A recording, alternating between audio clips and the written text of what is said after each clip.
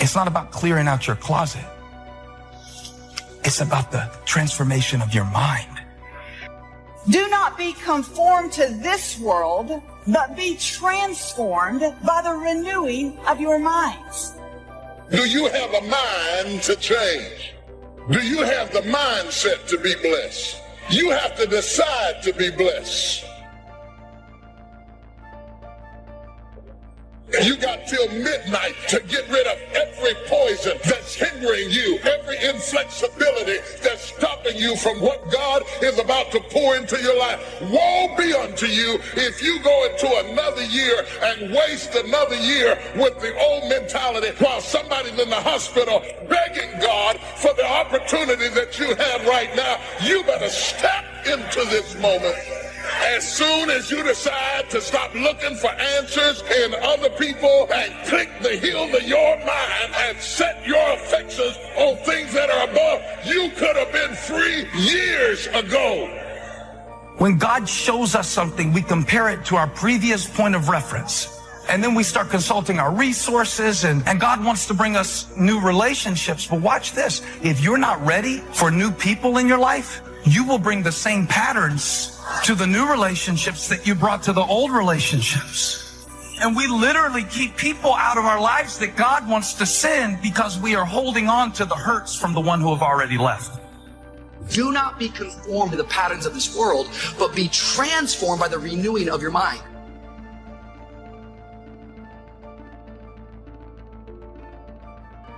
Transformation doesn't come because you show up here for an hour and 20 minutes. You'll be transformed by the renewing of your mind. But this word renewing is the same word as renovating. How many of you know you can't renovate a house in an hour and 15 minutes? If you're going to renovate a house, you got to kick some walls down. You got to pull some tiles up. You got to get into the mess of it. And that's what we got to do in our brain.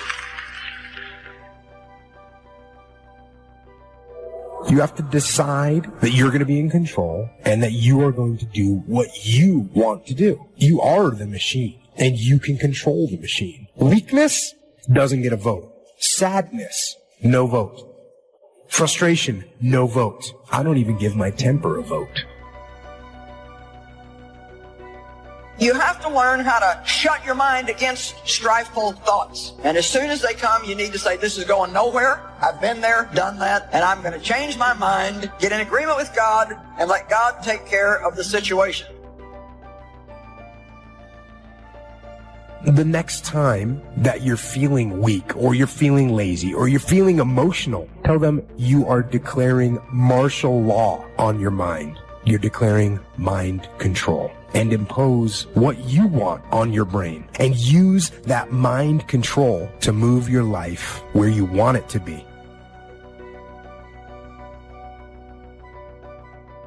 A whole set of circumstances can bend you over. What your daddy did to you, what your mama didn't do for you, can bend you over and keep you an emotional cripple for a long time. There's some people here who's still spinning from things that's happened years ago, and you can't shake it. It's got you crippled and you can't straighten up. Every time you straighten up, you can only go so far. Because it's not only a problem of health, it's a problem of habit. You're used to being bent over. Because you can be bent over so long, you don't even know how to straighten up.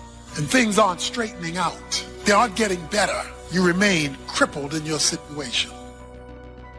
Sometimes you got to talk to yourself. Sometimes you got to say to yourself, now you know better than that. Sometimes you got to talk to yourself. When you see somebody you don't like, or somebody who gets on your nerves, you got to talk to yourself. You got to talk yourself into some stuff. And then you got to talk yourself. You got to tell yourself, don't do it. Don't go that way. Danger, dangerous intersection. You have to be able to talk yourself out of some stuff, because a whole lot of stuff I would not have gotten into had I talked to myself.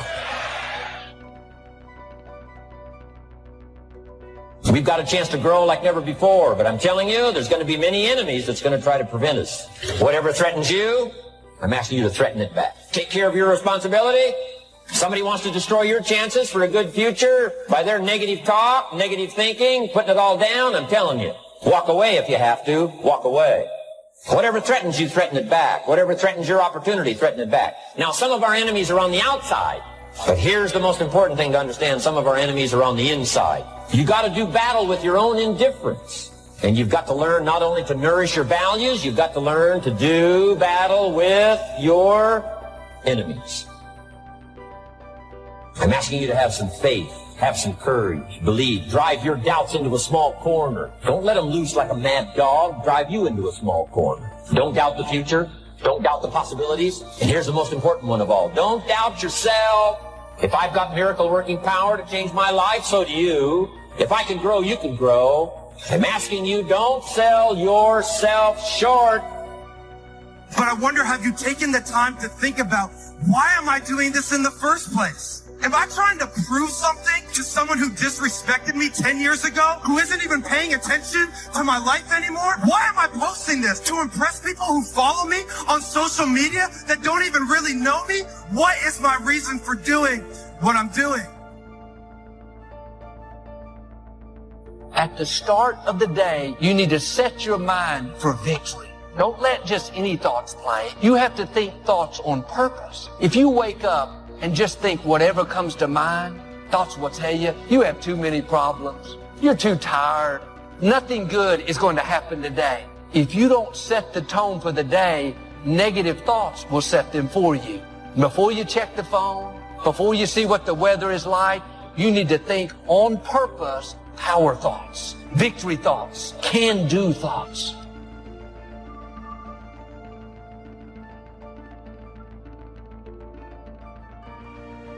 No matter what happens to you, it ain't over. As long as God wakes you up, that means he ain't through with you yet.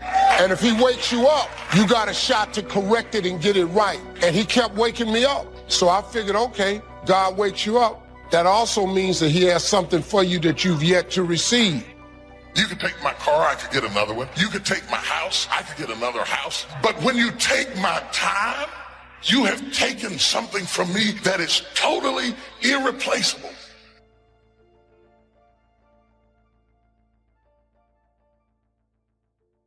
Even if you are 40 or 50 or 60 or 70, doesn't matter. You're in the game now, and that's what counts. And all those quote-unquote wasted years, they weren't wasted because you learned.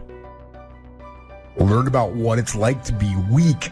And the knowledge that you learned about those things is fuel to make sure that it never happens again. Because you know what is out there. And you know how bad it can get. I say you embrace what you learned from the weekdays. Let them make you even stronger. And you use your own personal transformation that you've made in life. Use that to help other people transform and get on the path as well. If you know what it is to have the kind of pain that feels as if you cannot be comforted, if you know what it is to be at the end of your rope and feel like your life is over and you've got questions that cannot be answered, and you're confused and you're uncertain, you need to learn this verse. They that sow in tears shall reap in joy. I will never forget there's been many opportunities in my life that I have grappled with grief and pain so unbearable and so overwhelming that I thought that I would never smile again. I've seen days that were so dark for me that I thought there could not possibly be a silver lining in the clouds that hung over my head. I've seen days and weeks and months that drugged me so low that I gave up all hope of getting up again. But in the midst of all of that despair and that trouble and that trauma and that pain, there was in the basement of my soul this one word, when. When should you start the day? As soon as you have it finished. Plan the day the best you can, leaving plenty of room for improvising and surprises and all the stuff that happens during the course of the day. But if you've planned a good, productive day, now you start that day, you can't believe how much more valuable your time will be. Next, don't start the month until you have it finished. The places to go and the people to see and the productivity and the sales and the customers and the development and all the rest of what you want to accomplish during the course of 30 days. And then here's the big one.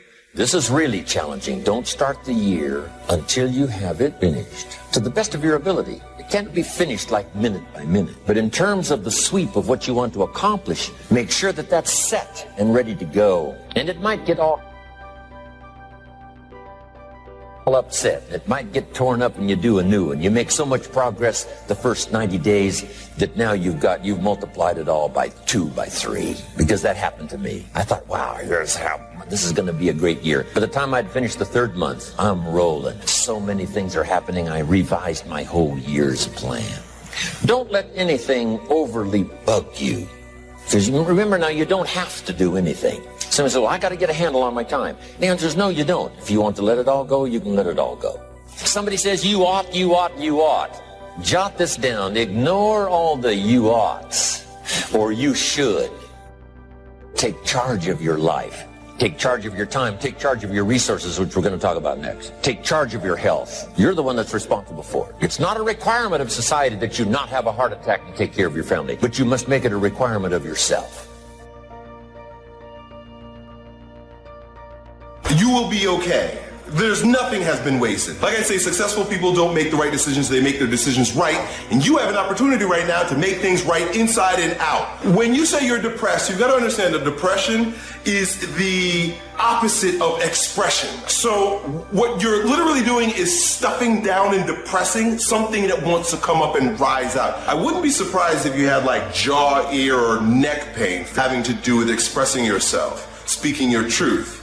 So, yeah, you're depressing yourself. Stop it. Speak up. Speak your truth. Now, all right, once you get that off your chest, now it's time to turn the flashlight in and discover what your truth is. We are living in a generation of the dumbing down of ideas because we have traded effectiveness for busyness. We are so busy and we think because we're busy, we're effective. But I want you to challenge your schedule for a minute and ask yourself, are you really being effective? Or is your life cluttered with all kinds of stuff that demands you and drains you and stops you from being your highest and best self? And are you substituting busyness and all the chaos that goes along with busyness from being effective? It's easy to get faked out by being busy.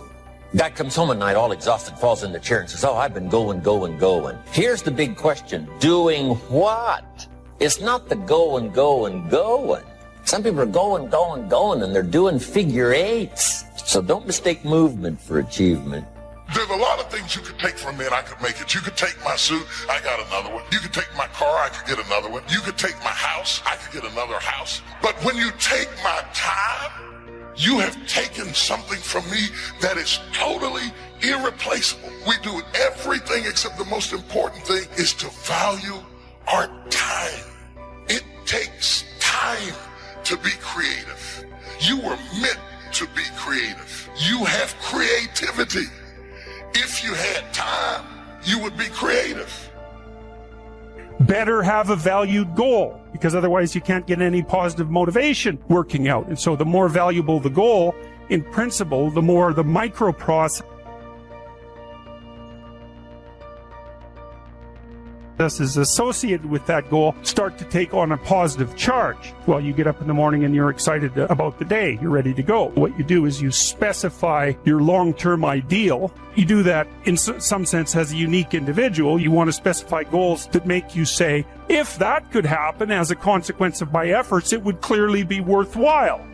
The question always is, why do something? Because doing nothing is easy. You just sit there and you don't do anything. That's real easy. And then the next question might be, well, where should you look for worthwhile things? And one would be, well, you could consult your own temperament. So you do a structural analysis of the subcomponents of human existence. And you need a family. You need friends. Like, you don't need to have all these things, but you better have most of them. Family, friends, career, educational goals, attention to your mental and physical health, etc. You know, that's what life is about. And if you don't have any of those things, well, then all you've got left is misery and suffering. So that's a bad deal for you.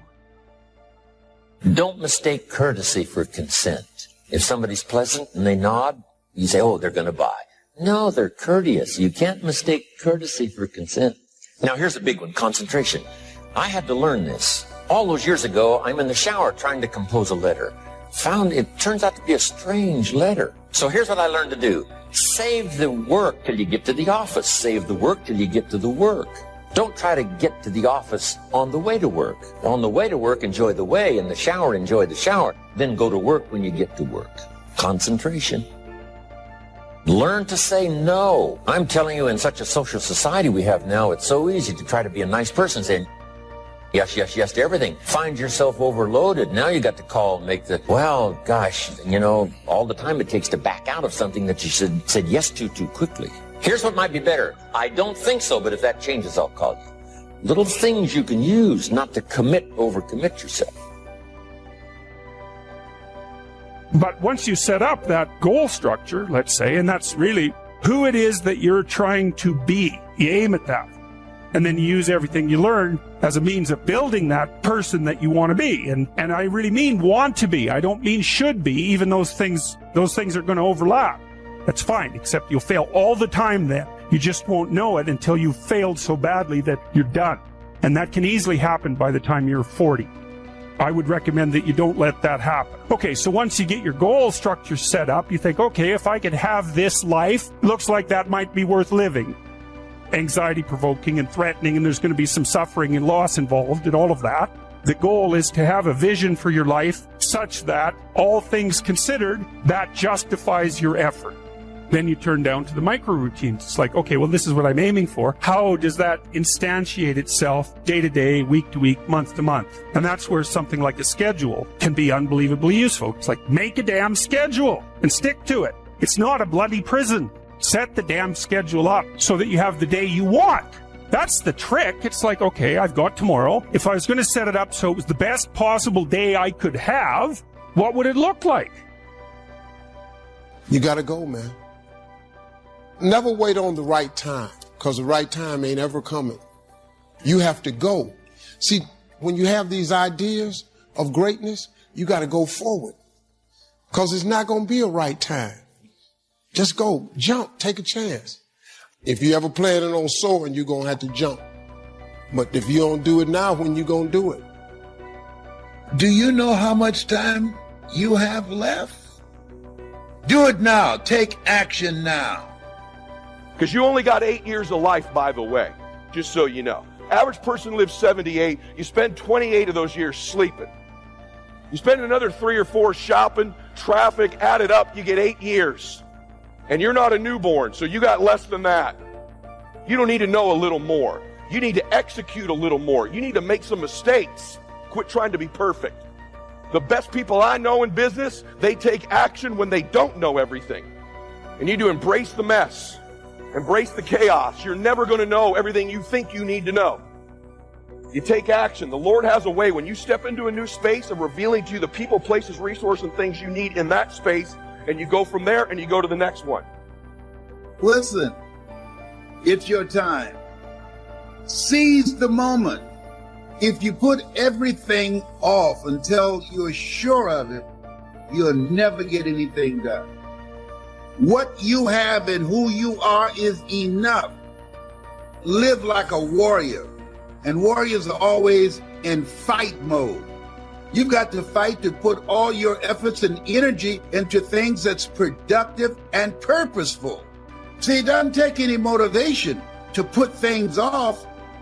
If you put everything off till everything get right, oh, when I get all my ducks lined up, is that right? What if it's not duck season? Do what you're going to do and do it now. Defer no time. Delays have dangerous ends. You think about that. If you focus on living where you can do more, that you can achieve more, the possibilities are unlimited. When you don't have enough courage to do what it is that you've been sent here to do, life moves on you. You were chosen to do the greater work. That's why you're still breathing. People that are hungry, they're persistent. As long as they got a pulse, they keep coming back. They might bend, but they won't break. I asked myself, if I died now, what would I be upset about? Some dream that I had that I put off that I didn't get done. You're still here. You're still breathing. You still got a pulse. You're not a loser. You're a winner. You were born to win. You came here winning. Well, I'm depressed right now. No, you don't have the luxury of being depressed. Keep it moving. You got 8 years left. Here's how you manipulate that time. Who says a day is 24 hours? A day can be 8 hours, by the way. I started it 10 years ago. I run 8-hour days. People that are successful in a bigger hurry. You don't need to be loud and intense like me, but you got to move, think, and walk and talk faster. Speed matters. You can do it however the heck you want. But my first day, I run 3 mini days. They're actually each 6 hours.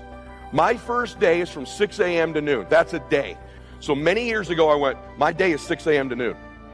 I'm trying to run a whole day schedule of calls, appointments, contacts, meetings, emails, whatever it is, from 6 a.m. to noon. Day 2 starts from noon to 6. My third day is from 6 p.m. until midnight. I get 3 days a day. I calibrate time that way. I look at time that way. I execute that way. I crush you. In today's world, with the speed of internet, contacts, and you're going to compete against someone like me, you better start running mini days. You need to really start to calibrate time the way I just told you. And so if some of you are going to be at your job for the first 2 days, you get a brand new day when you leave there and you're 6 p.m. to noon. If you're going to be a real entrepreneur, you bend time. It's a little psycho, but it's what I have. If you really want to win, you really want to be very wealthy, because here's what I get. By the time you've run 2 days, I've had 6. Now stack up a month. Stack up 10 years. That's the difference. Knowledge equals execution and speed. We are living in a generation of the dumbing down of ideas. We have traded effectiveness for busyness. We are busier than any other generation we have seen in the last 300 to 400 years. And we think because we're busy, we're effective. Ask yourself, are you really being effective? Or is your life cluttered with all kinds of stuff that demands you and drains you and stops you from being your highest and best self? And are you substituting busyness from being effective? Let me tell you, a bunch of scientists got together and they began to do some research that the average person only spends 20% of their time doing the thing that they are really passionate about, excited to do, and the rest of it is all the dismal, dumb stuff that we all have to do in order to survive. Wonder what would happen if we would switch those numbers around and only give 20% of our time to the things that we have to do and 80% of our time to the thing that we were created to do. Think about it a minute. There's a lot of things you could take from me and I could make it. You could take my suit, I got another one. You could take my house, I could get another house. But when you take my time, you have taken something from me that is totally irreplaceable. Time is more valuable than money. You can get more money, but unfortunately you can't get more time.